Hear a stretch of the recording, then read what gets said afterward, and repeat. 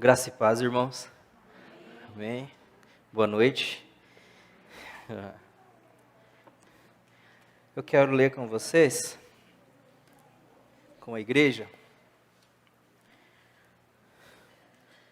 Colossenses, capítulo 3.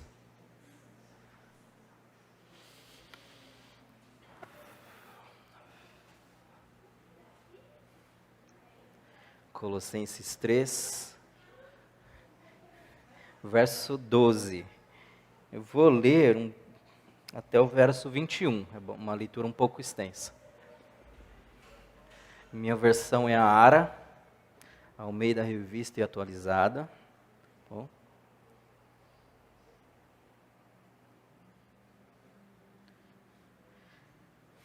Todos acharam?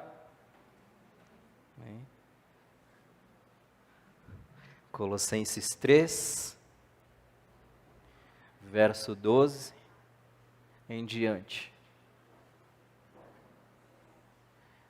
É a revista e atualizada a minha. Essa daí é a... Vem.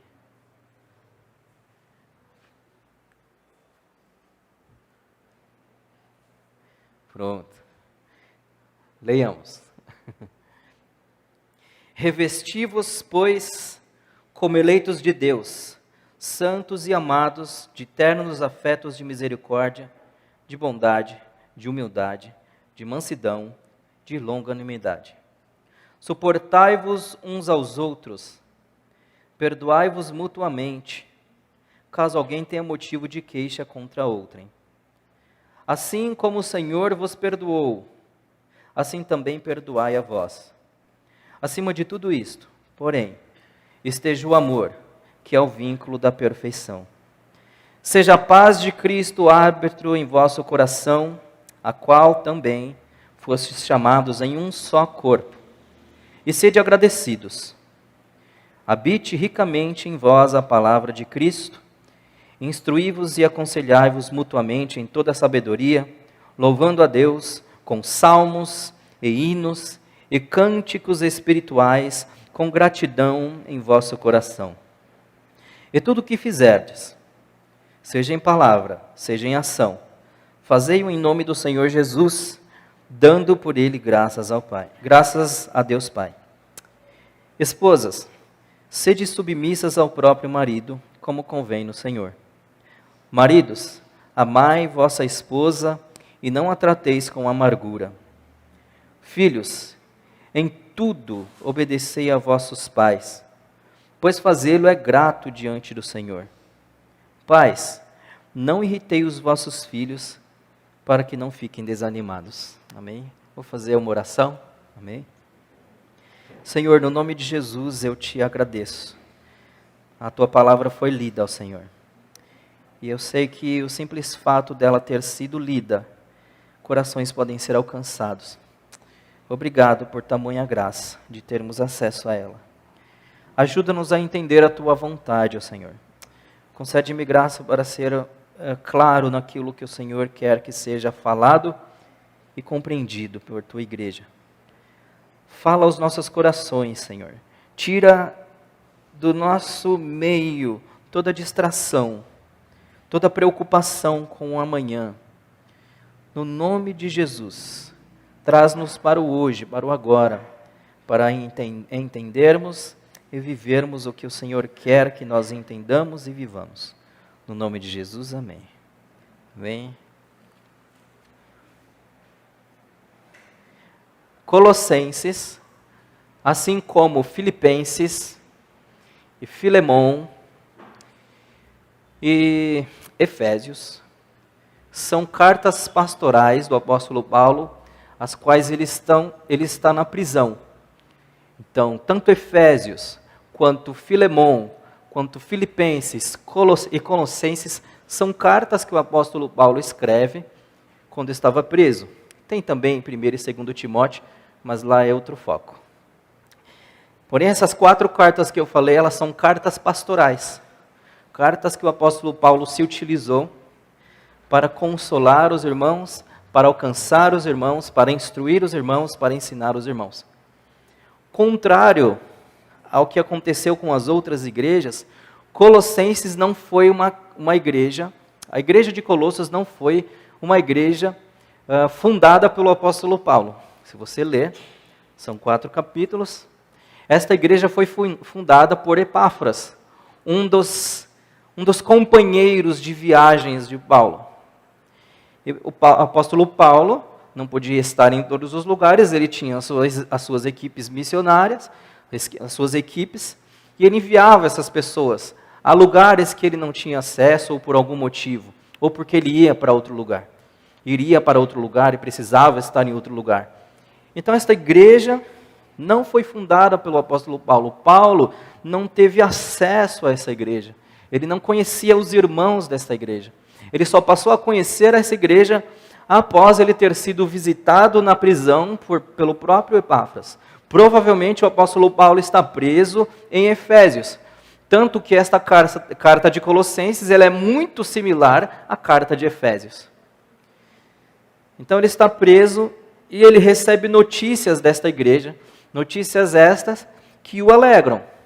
Tendo em vista que ele não foi o fundador dessa igreja, as notícias que chegaram até ele foram notícias muito boas. Ele inicia no capítulo 1, falando justamente dessa fé dos irmãos, a qual eles receberam a palavra, entenderam a palavra, e esta igreja, segundo Epáfras falou para Paulo, era uma igreja que estava vivendo esta fé, estava frutificando aquilo que eles haviam recebido. Diga-se de passagem, essa é, ou por acaso não seria, a proposta do Evangelho? Eu vir à casa do Senhor, ouvir a palavra do Senhor e viver a palavra do Senhor. Precisa existir essa dinâmica.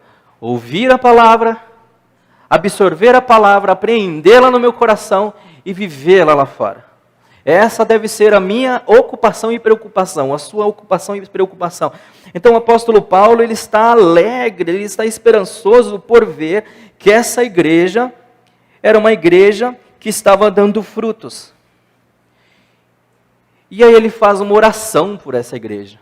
Eu adoro as orações do apóstolo Paulo, porque são orações profundas, são orações teológicas, são orações que revelam coisas grandiosas a respeito do Senhor. E ele ora para que esses irmãos tenham discernimento, para que eles permaneçam frutificando. Isso lá no capítulo 1, versículo 9 em diante, ele começa a orar. Ele vem orando para que os irmãos, ele diz, não cessamos de orar por vós, verso 9, e de pedir que transbordem do pleno conhecimento da sua vontade, da vontade do Senhor para a vida deles. O apóstolo Paulo entendia que era necessário, uma vez que esses irmãos ouviram a verdade, aprenderam o Evangelho, eles deveriam viver de acordo com a verdade que aprenderam. Então ele orava. Efésios ele faz uma oração muito similar. Eu oro para que vocês transbordem do pleno conhecimento da vontade do Senhor. Eu oro para que vocês frutifiquem, eu oro para que vocês cresçam, eu oro para que vocês se alegrem na graça do Senhor. Essa é a oração do Paulo. E por que ele faz essa oração? Sabemos já que Paulo não foi o fundador dessa igreja. E ele escreve essa carta primeiramente porque ele está muito, muito feliz com o desenvolvimento da fé desses irmãos, com o crescimento, com o empenho desses irmãos. Mas o que estava acontecendo ali é que existiam algumas seitas que estavam tentando prejudicar esses irmãos. Eram seitas que estavam ganhando muita força ali em Colossos e nas regiões, nas redondezas, a igreja de Laodiceia, Hierápolis e tudo mais. Eram seitas perigosas principalmente porque eram irmãos novos na fé, novos convertidos. E estas seitas, olha o que ele diz, ele fala destas seitas, por exemplo, lá no capítulo 2. No capítulo 2, verso 6, ele diz o seguinte, ora, como recebestes Cristo Jesus, o Senhor, assim andai nele radicados e edificados e confirmados na fé, tal como fostes instruídos, crescendo em ações de graças. Olha o que diz o verso 8. Cuidado que ninguém vos venha enredar com sua filosofia e vãs sutilezas. O que estava acontecendo aqui, a influência destas seitas era uma seita muito provavelmente com influência helenista, com filosofias distorcidas, que, por incrível que pareça, por que essas seitas podiam ser uma má influência ali no meio? Porque eram seitas que tinham uma aparência espiritual. Esses irmãos, eles se isolavam da sociedade, jejuavam por dias para buscarem experiências sobrenaturais. Eles compreendiam, essa seita compreendia, que Cristo e o sacrifício de Cristo e a obra de Cristo e a pessoa de Cristo Jesus não era o suficiente para que estes irmãos, para que a igreja se relacionasse ou conhecesse a Deus profundamente. Então Paulo vem rebatendo isso. E ele também rebate uma outra seita, um outro movimento ali, que era um movimento mais voltado para um moralismo judaico. Então era uma seita com uma certa mistura de filosofia helenista com alguns elementos judaicos misturados. Tanto que ele diz no capítulo 2 o seguinte, olha só, verso 16.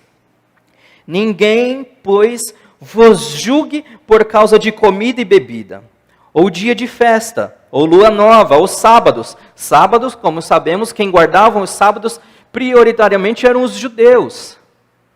Paulo enfrentou muitos problemas com aqueles que se diziam convertidos a Jesus Cristo. Eram os judeus chamados judeus judaizantes. Eles se converteram a Jesus Cristo, mas diziam que tinham que ser guardadas as leis. Então o apóstolo Paulo vem rebatendo isso com muita força. Olha, cuidado com tudo isso. Então ele primeiro fala, cuidado, tome cuidado para que ninguém vos engane. Por isso que ele faz uma oração, cresçam em discernimento. Vocês precisam de discernimento, porque só vive o evangelho da maneira que deve ser vivida aquele que tem discernimento das coisas espirituais. Do contrário, ele vai se desembocar por caminhos que nada tem a ver. Hoje na EBD nós falamos um pouco sobre isso. Eu li algumas coisas aqui, um tanto quanto inusitadas, e eu falei, o que parece para vocês, irmãos, isso? Parece isso, parece aquilo. Mas pasmem, eu tirei, muitas das frases que eu tirei foram de seitas. Eu acessei alguns sites, printei as telas, e eram palavras e mensagens de seitas. Então o apóstolo Paulo fala, tomem cuidado, por isso que vocês precisam ter discernimento. Eu oro para que vocês tenham discernimento. E como ele rebate isso? Como ele rebate tudo isso? Ele aponta para Jesus. Voltando no capítulo 1, olha o que ele diz no verso 13. Eu vou pedir para vocês deixarem a Bíblia aberta mesmo, por gentileza. Olha o que o apóstolo Paulo diz. Obrigado. No versículo 13. Aqui ele é Deus, Deus Pai. Ele nos libertou do império das trevas e nos transportou para o reino do Filho do seu amor. O apóstolo Paulo, portanto, rebate as seitas que eram perigosas para a caminhada dos irmãos, apontando para Cristo. Paulo leva a igreja a olhar para Cristo, e não apenas olhar para Cristo, para aquilo que Deus Pai em Cristo tinha feito. O que Deus fez em Jesus na vida da igreja. Era isso que o apóstolo Paulo estava apontando para que os irmãos observassem. O que Deus fez em Jesus? Ele nos libertou do império das trevas. A palavra libertar aqui é arrancar com violência.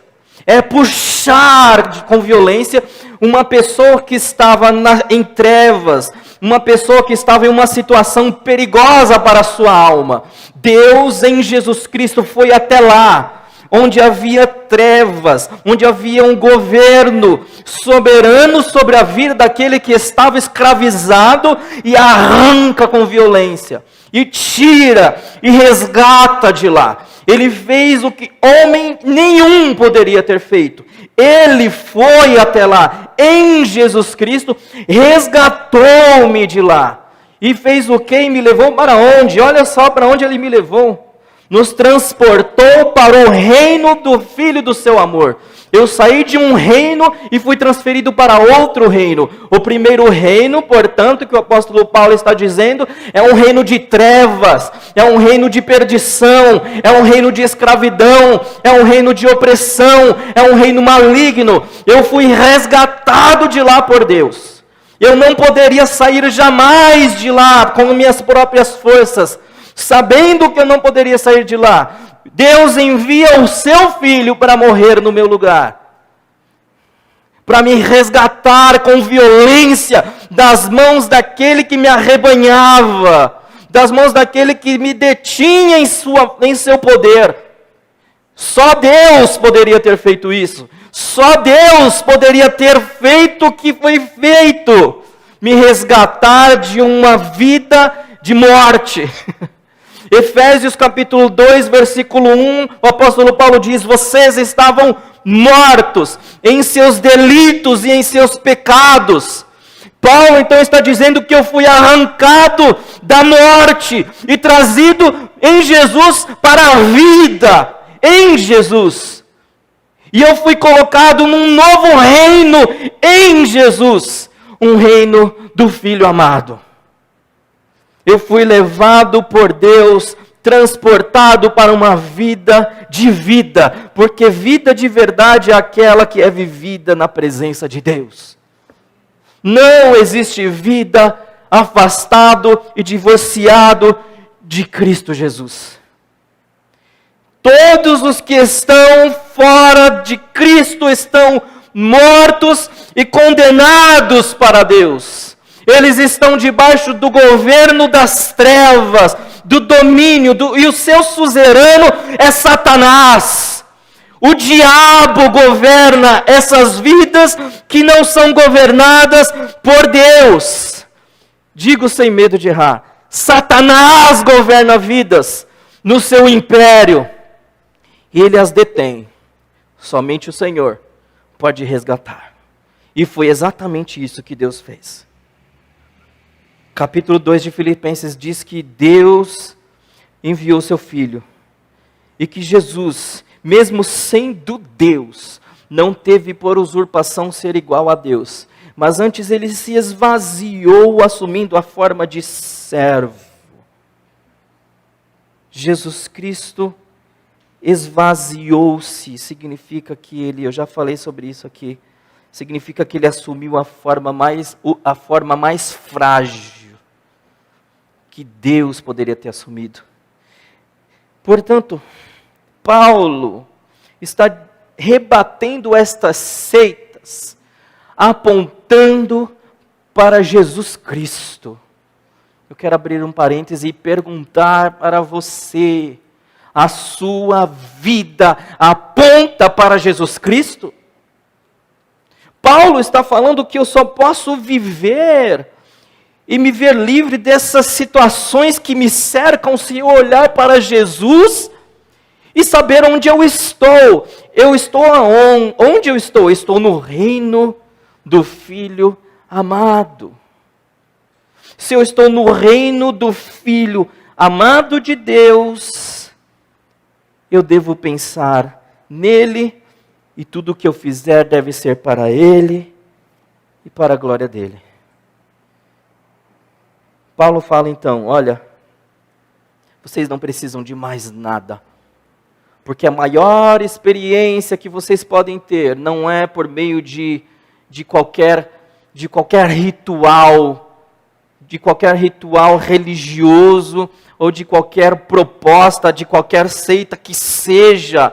Jesus Cristo já fez tudo. Quem é esse Jesus? Olha o que ele diz no verso 15 do capítulo 1. Este quem? Jesus. Este é a imagem do Deus invisível. Jesus é Deus. É o Deus homem encarnado, perfeito, sem pecado. Se eu quiser, Jesus nas suas últimas horas, Felipe chega para ele e fala assim: olha, mostra-nos o Pai, está tudo ok. Ele falou: Felipe, cabeção, poxa, eu estou com você há tanto tempo e você não percebeu ainda. Quem sou eu? Eu sou Deus. Você está no reino de Cristo. Quem é esse Cristo? Cristo é Deus. Ele não é um cara legal. Ele não é um camarada, paz e amor, que todo mundo prega e quer. Você vê as pessoas fazendo um Jesus afeminado, um Jesus que pula carnaval, um Jesus que é crucificado no carnaval, ou na parada gay, ou não sei o quê. Jesus não é esse cara. Jesus é Deus. Ele é o Deus encarnado. E eu estou no reino que pertence a Ele. Este é a imagem do Deus invisível, o primogênito de toda a criação. Ou seja, ele está dizendo, ele estava na criação com Deus. João fala sobre isso. Sem ele nada do que foi feito se fez. Ele é Deus. Eu preciso ter isso em mente, e não somente na mente, no coração. Eu devo transmitir isso com a minha vida. Você crê em Cristo? Creio. Por quê? Porque Ele é Deus. E Ele, sendo Deus, me resgatou das trevas, do império da morte, da perdição eterna, da condenação eterna, sobretudo da ira de Deus. Pois nele foram criadas todas as coisas. Ele é, verso 17 do capítulo 1, Ele é antes de todas as coisas. Ele estava no princípio com Deus. Nele tudo subsiste. Ele é a cabeça do corpo, que é a igreja. Ele é seu Senhor. Ele é meu Senhor. Ele é Senhor da igreja. Ele é o dono. É a Ele que eu prestarei conta. Eu não vou prestar conta à pessoa A, à pessoa B, à pessoa C. Não importa se você gosta de fulano ou não gosta de Beltrano. Você, no final, vai prestar contas a Deus. Portanto, veja bem como você vive a sua vida. Veja bem como você se relaciona com aqueles pelos quais Deus enviou o seu Filho para morrer. Veja bem como você se relaciona com a vida daqueles que custou o sacrifício do Filho de Deus. Porque foi um preço muito alto. Nós falamos assim, foi de graça. Não, não foi de graça. Um justo morreu no meu lugar. Um santo morreu no meu lugar. Um homem inculpável morreu no meu lugar. Morreu no seu lugar.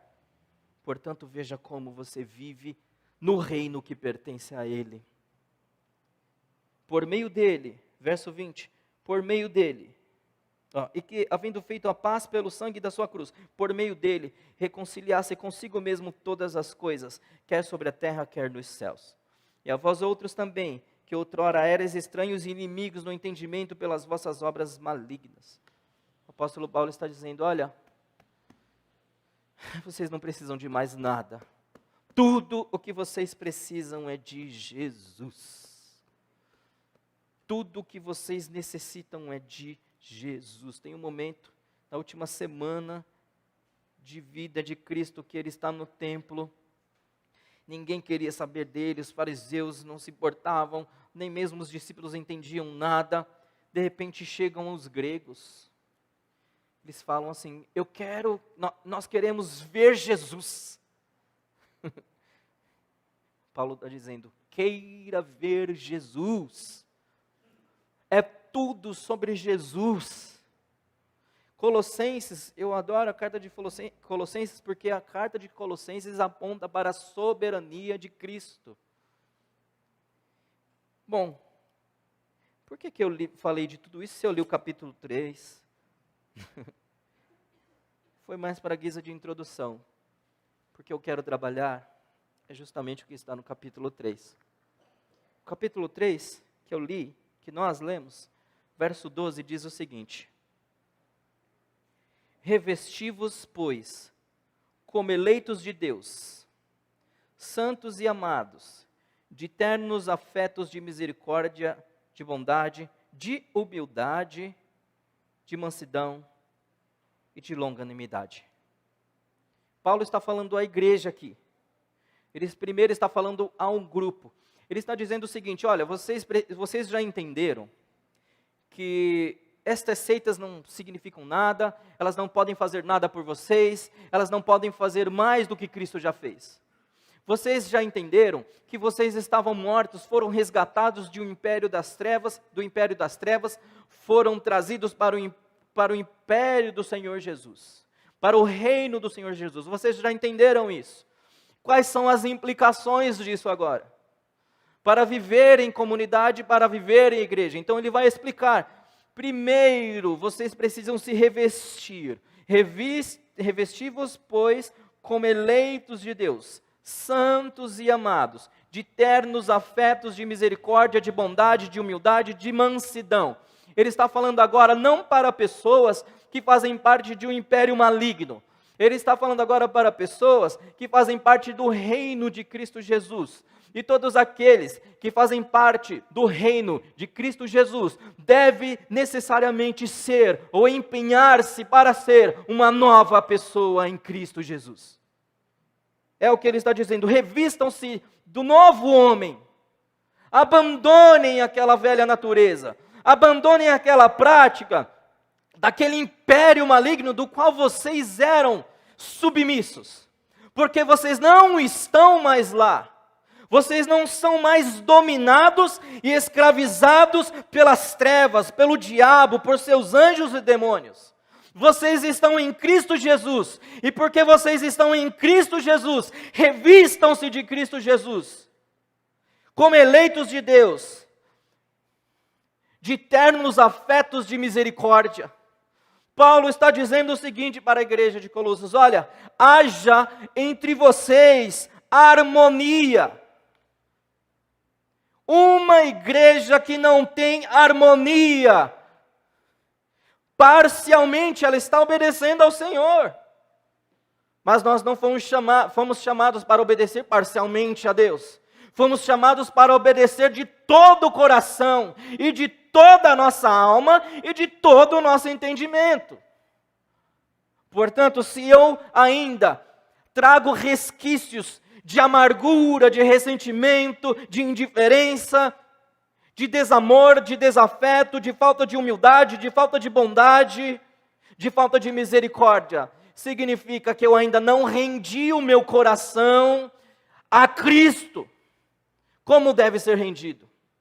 Não, mas você não entende. Não preciso entender, porque o Senhor vê o que eu não vejo, e o Senhor sabe o que guardo no coração, e o Senhor sabe o que você cultiva na sua mente, o que você alimenta dentro de você.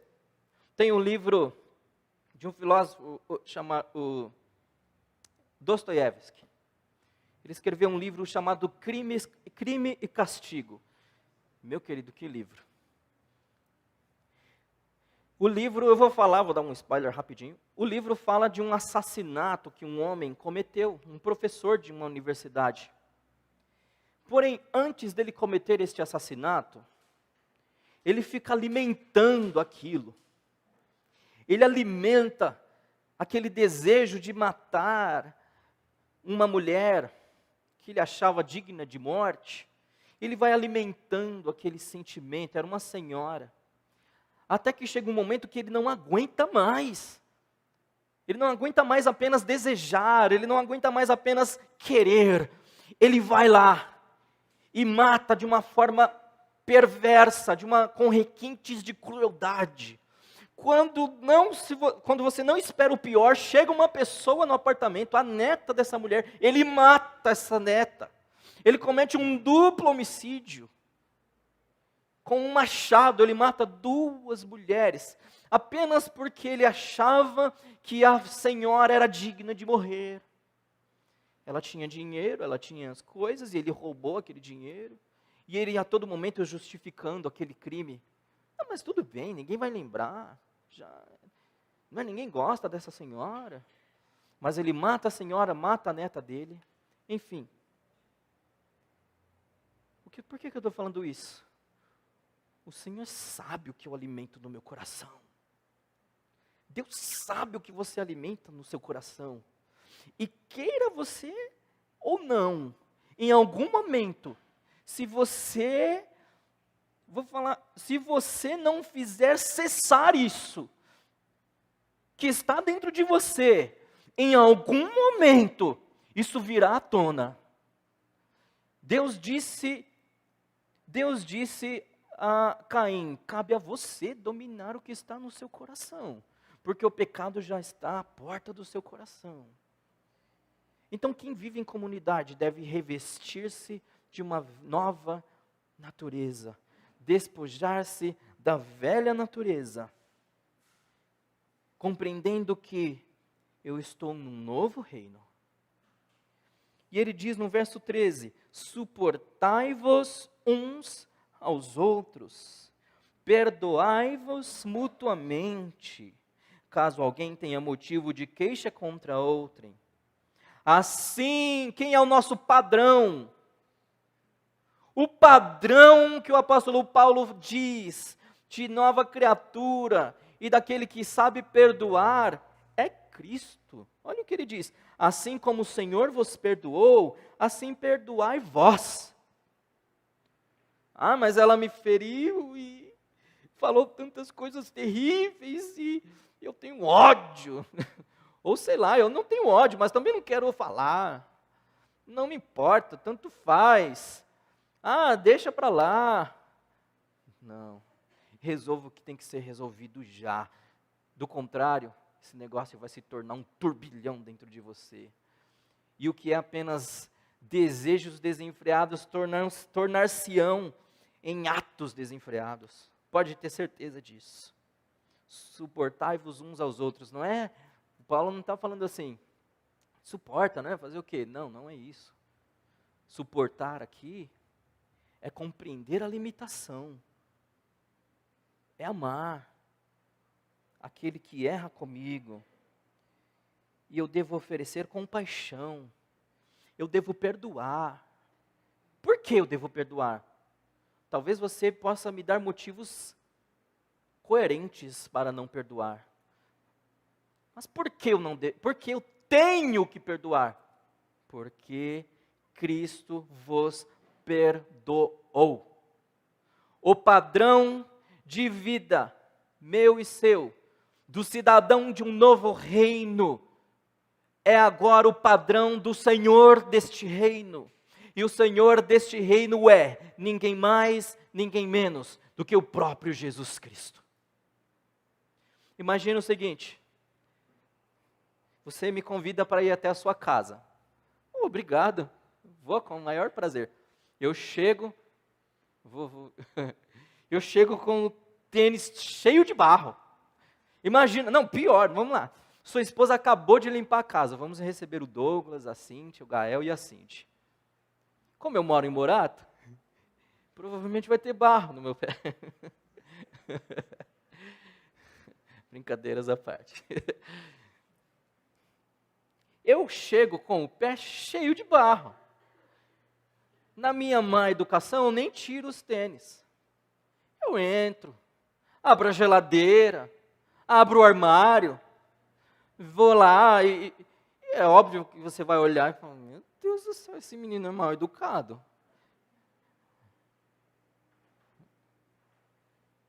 Se eu fizer isso na sua casa, ou você vai me bater, ou vai querer me bater, ou vai fazer os dois, ou vai fazer pior. Porque a casa é sua, as regras são suas, as normas e os padrões são seus. Eu não posso mudar isso. Semelhantemente, eu estou no reino que não pertence a mim. Eu estou no reino de Cristo Jesus. Ele é Senhor. Eu não posso fazer o que eu quero, como eu bem entendo, do jeito que eu bem quero. Ele é o Senhor. Ele merece louvor. Ele merece adoração. Ele merece que sim, a sua igreja, a igreja de Cristo, viva em harmonia. Viva dando suporte, auxílio, tendo compaixão e misericórdia uns dos outros, porque foi para isso que Ele morreu, para que nós vivamos como Ele viveu.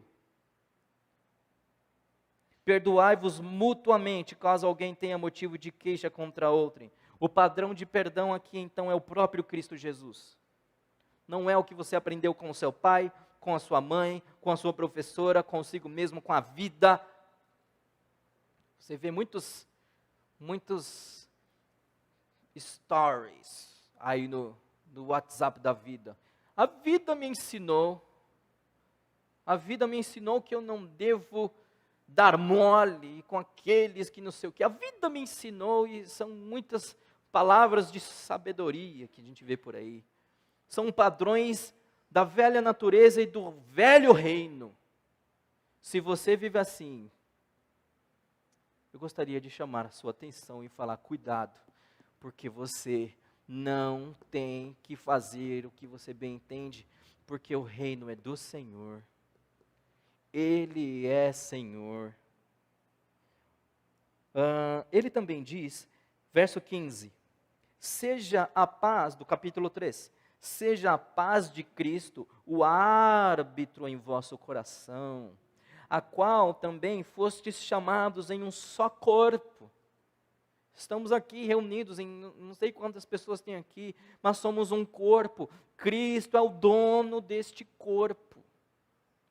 Você deve viver com este entendimento. Você deve compreender que Cristo é o Senhor da igreja. Ele é seu dono. Ele é seu Senhor, sim. Ele é meu dono, sim. Ele é. Porque foi Ele que morreu e me resgatou. Ele faz o que quiser. Eu não tenho direitos, eu não tenho exigências para colocar diante dEle, para falar: eu quero isso, eu quero aquilo. Quem sou eu para colocar o meu Senhor contra a parede e falar: o Senhor ou me dá, ou faz, ou faz. Quem sou eu?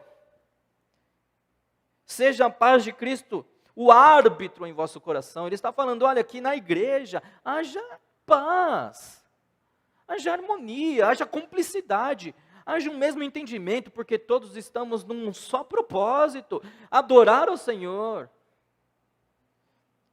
Verso 16, habite ricamente em vós a palavra de Cristo. Hoje falamos na EBD sobre a palavra. A palavra deve governar a sua vida. É a palavra que deve governar a minha vida. Não é o influencer sei das quantas tararará. É o fulano A que ele fala e acontece, ele faz você ficar rico, sai do 0 a 1 milhão em 10 dias. Eu vou seguir esse camarada, porque do 0 a 1 milhão eu quero. Não, ele faz você, nada diferencia-se de uma seita. Eu buscar experiências novas. Mas Cristo já derrotou tudo isso. Habite ricamente em vós a palavra de Cristo, instruí-vos e aconselhai-vos. O conselho que Paulo dá aos colossenses é: olha, vocês, portanto, compreenderam que Cristo resgatou vocês, levou vocês para um novo reino, compreenderam que Ele é Deus, Ele é a imagem de Deus, Ele estava no princípio com Deus, criando e reconciliando todas as coisas. E aqueles que foram transportados para o reino de Cristo devem viver como cidadãos deste reino. Então ele está falando para a igreja, mas olha o que ele diz no verso 17: e tudo o que fizerdes, seja em palavra, seja em ação, fazei-o em nome do Senhor Jesus. De novo quero falar com vocês, por favor, o que você faz para a glória do Senhor? O que você assiste? o que você ouve, o que você joga, aonde você vai, com quem você se relaciona, as roupas que você veste, sim, também. Às vezes a gente, não vamos, sim, tudo deve refletir quem é o meu Senhor, tudo. Os lugares que eu vou, os programas que eu assisto, as roupas que eu visto, ou as roupas que eu deixo de vestir, ou seja lá o que for, tudo. Aí você me pergunta, o que é tudo? Tudo, o que é tudo? Tudo é tudo. Tudo é tudo. O que você compartilha, o que você curte, o que você demonstra gostar, aponta para a glória do Senhor, revela Cristo e revela que você é um cidadão do reino de Cristo. Aí olha o que ele diz no verso 18, que está totalmente conectado. Ele sai agora da igreja, o apóstolo Paulo saindo da igreja agora, e para onde que ele vai? Olha só, esposas, sede submissas ao próprio marido, como convém no Senhor. Paulo sai da igreja e vai para o lar. Para mim, eu vejo a igreja como um recorte, eu vejo o lar como um recorte da igreja. A igreja é um reflexo, porém limitado, do reino. Sim. Agora vemos apenas em parte, mas então veremos face a face o Senhor. A casa, o lar, é um recorte da igreja, logo é um reflexo da igreja, que logo também é um reflexo, ou deve ser um reflexo do reino do Senhor. A minha casa, a sua casa, deve refletir o reino do Senhor. Nós compreendemos que estes irmãos precisam andar em comunhão, submetendo-se uns aos outros dentro da igreja, compreendendo que o Senhor da igreja é Cristo, e o que eu faço aqui, na liderança de algo, ou como membro, não importa, deve ser para glorificar a Cristo. Isso exige submissão. É indispensável a submissão em todos os relacionamentos da vida. E agora ele vem para o lar, dizendo, esposas, sejam submissas ao próprio marido. O que submissão não é? Submissão não é decisão cega, impensada. A mulher é uma companheira, uma ajudadora, é aquela que auxilia o marido para que ele faça o que ele tem que fazer. A mulher é aquela que vai encorajar o seu marido para que ele seja marido. Em outras palavras, para que ele seja homem. A mulher é aquela que anda em conjunto, em união com o seu marido. Não existe aqui briga, não existe aqui disputa, não é isso que Paulo está dizendo. A mulher não é menor e o homem não é maior, não. Cristo é Senhor da igreja e da casa e do casamento. Mas ele está dizendo que existem papéis e funções diferentes. A mulher tem uma função, o homem tem uma função e o filho tem uma função. A mulher, ela é aquela que vai ajudar este homem a exercer o chamado dele. É aquela que vai caminhar com ele, encorajando. No seminário eu tive um professor que falou, a mulher é o espelho para o homem. Ou seja, ele falando, ouça as suas mulheres, para que tudo vá bem. Mas o que acontece é que nós, de novo, agora vale pensar de novo, aquilo que eu assisto. O que tem acontecido é que nós ligamos a TV e ao invés de sermos influenciados pelo novo Senhor que nós temos, que é Cristo Jesus, nós somos influenciados por movimentos feministas, machistas, istas. E esta B não é ninguém, o meu Senhor. Não foi ninguém que morreu por mim, foi Cristo que morreu por mim. E eu devo ter isso em mente. Eu faço isso para a glória do Senhor. E aqui não existe, não existe aqui níveis de quem é maior ou menor. Não é isso que o apóstolo Paulo está dizendo, falando a submissão. É simplesmente andar em conjunto, em união, em comunhão, em respeito, suportando, perdoando uns aos outros, aconselhando um ao outro, instruindo um ao outro dentro do lar, para que esse lar seja um reflexo do reino do qual nós fazemos parte. Paulo, por sua vez, diz no verso 19, maridos, amem as vossas esposas. Você ama a sua esposa? Qual foi a última vez que você tirou, vou usar uma linguagem mais antiga, das suas entranhas? Eu te amo. Parece que para alguns homens falar isso é uma complexidade shakespeariana. Eu te amo. Parece que não sai, porque ele aprendeu a ser alguém macho. Ele tem que ser macho. E ser macho para ele é ser bruto. Não é isso que a palavra diz.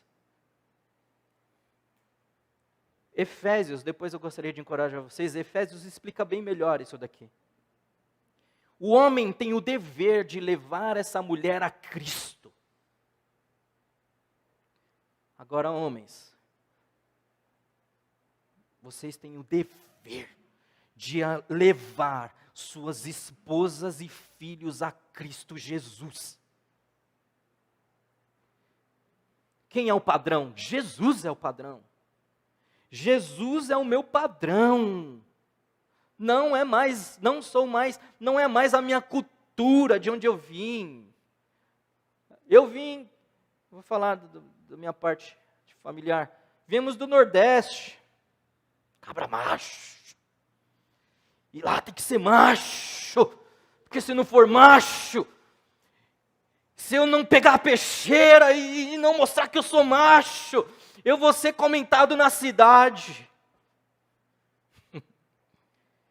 A palavra não diz para você ser macho. A palavra diz para você ser homem de Deus. Submisso a Cristo. Porque é interessante, nós nos submetemos aos nossos patrões, mas, sabe, e nós temos dificuldade de nos submetermos uns aos outros. Isso é uma loucura. Eu devo questionar por que essa dificuldade de me submeter. Então, ame as suas esposas. Quando você está com ela, você está com ela? Ou você fica com esse treco aqui? O camarada trabalha a semana inteira, ele tem o domingo. No domingo, ele levanta, parece que vai ter um mês de férias. Levanta, toma um banho gelado, toma um café sem açúcar, coloca um calção de futebol, fica a manhã inteira no campo, jogando bola com os amigos, volta para casa, quer o almoço pronto, porque ele tem que ser macho. Está tudo errado. Está tudo errado. Amem as suas esposas. Você ama a sua esposa? Você demonstra amor por sua esposa? E como eu posso demonstrar amor para minha esposa? A minha esposa, primeiramente, conduzindo-a a Cristo. A maior maneira de demonstrar amor à minha esposa é levando-a a Jesus Cristo. Levando a minha esposa e que o meu casamento seja um reflexo do casamento de Cristo com a igreja. O seu casamento é um reflexo do amor de Cristo por sua igreja. Quando você está na sua casa, você está na sua casa de fato ou você entra em stand-by?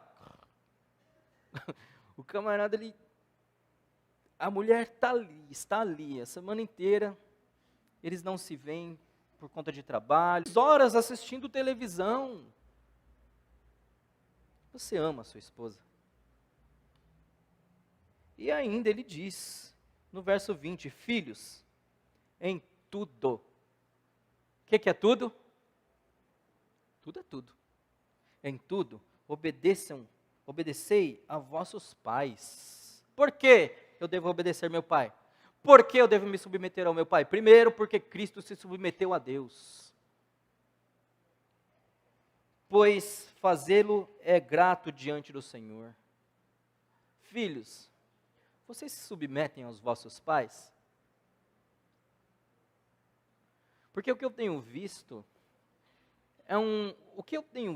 infelizmente, de novo, é uma influência maligna entrando nos lares cristãos. Não, eu não posso falar assim com meu filho porque ele vai ficar chateado. Minha mãe trabalhou para uma família há muitos anos atrás, uns 10 anos atrás, minha mãe é babá, trabalhou muitos anos nessa casa. A criança acordava, uma família bem de vida, muito bem de vida, muito bem de vida. A criança acordava e falava, eu quero ir para o Rio de Janeiro hoje. Ah, então tá bom, pegava um avião e iam para o Rio de Janeiro. Não, tem que ser o que o Júnior quer. Então vamos fazer a vontade do Júnior. Vamos fazer a vontade dele, porque ele não pode passar por frustrações. A frustração faz parte da vida, é essencial para o crescimento. E nós queremos privar os nossos filhos. Outro problema que eu vejo muito comum acontecendo é o seguinte. Essas aqui vocês já devem ter visto. Muito provavelmente. Eu vou dar para o meu filho tudo o que eu nunca... Olha o coro. Parece o coro celestial. Eu vou dar para o meu filho tudo o que eu nunca tive. Essa é a fala mais equivocada que pode existir. Porque geralmente isso está relacionado com bens. Eu vou dar para o meu filho tudo o que eu nunca tive. Não, seu filho não quer tudo que você nunca teve, ele quer você. Ele quer o seu tempo, ele quer a sua correção, ele quer a sua instrução, ele quer sobretudo que você viva como um homem de Deus, como uma mulher de Deus, que você viva o reflexo do amor de Cristo por sua igreja, porque aí sim ele vai se submeter a você.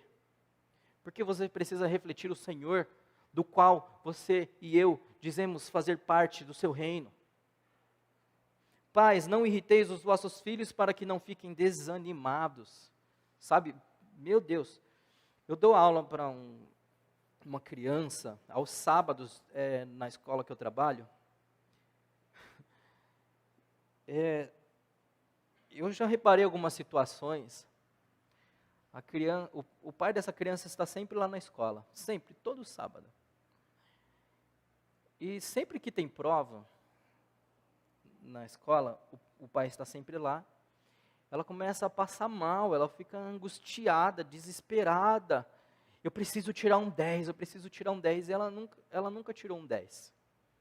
Eu preciso tirar um 10, porque o meu pai falou que se eu não tirar um 10, ele vai me tirar daqui. O meu pai não sei o quê. E você vê uma criança oprimida, sabe? Os pais acham que ser pai é isso. O filho não é seu. O seu filho pertence a Deus.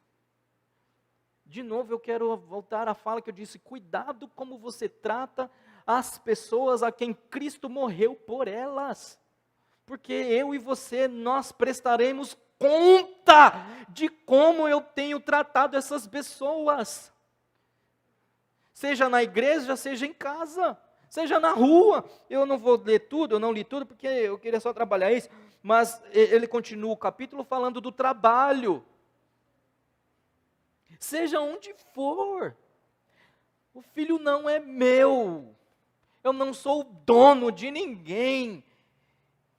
E eu não tenho e não terei autoridade nenhuma para exortar, corrigir, ensinar, instruir o meu filho, minha filha, se eu não vivo de acordo com o padrão do reino de Cristo. Quem sou eu para exigir algo se eu não vivo? Então o Paulo diz, olha, fechando, ele faz essa oração linda para que esses irmãos entendam isso.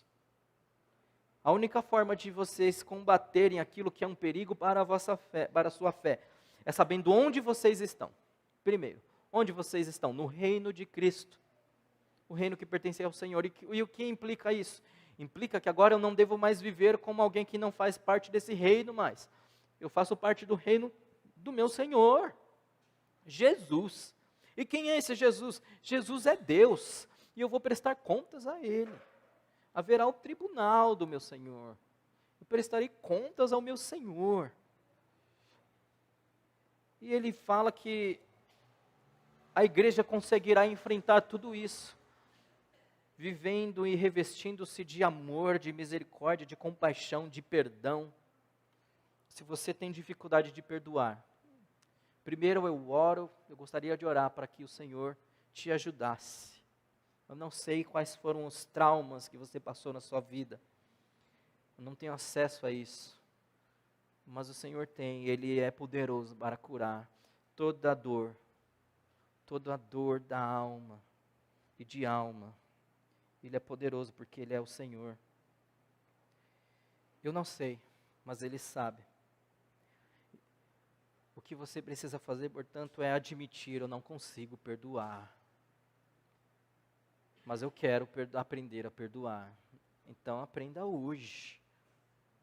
Como Cristo nos perdoou, eu devo perdoar. Eu não sei como que é a dinâmica da sua casa, mas o Senhor sabe. E eu quero te dizer que se tiver tudo contrário, tudo de ponta cabeça, o Senhor Jesus, Ele é o dono de tudo isso aí. Se você clamar pela misericórdia dEle, Ele pode restaurar tudo o que está destruído. Então a aplicação para a minha vida e para a sua vida é que só é possível haver submissão entre um e outro, tanto na igreja quanto na casa, compaixão, misericórdia, afeto entre um e o outro. Se antes eu entender onde eu estou, e eu estou no reino de Cristo, e quem é Cristo, e quem é o meu padrão de nova vida da fé, é Cristo Jesus. Amém? Vamos orar? No nome de Jesus, vamos orar. Que o Senhor nos ajude no nome de Jesus. Como é difícil falar sobre isso. Conversei com um pastor, falei: pastor, não sei se eu prego isso. Vai soar muito estranho. O pastor falou: não, a palavra é maior do que você. E é óbvio que eu preciso melhorar muitas coisas. E eu estou aqui com você. Eu sou como você, como vocês. E nós podemos hoje, diante do Senhor, eu não sei, eu estou na igreja há 2 anos, vai fazer 2 anos agora em março. Mas eu já ouvi histórias da igreja, eu acho que até mesmo na EBD, enfim, sobre fatos que já aconteceram. Mas o que eu posso te dizer é: Cristo pode restaurar tudo. Todo relacionamento que está ferido, Ele pode curar. Todo casamento que está contrário à ordem da palavra, Ele pode restaurar. E Ele pode restaurar essa igreja.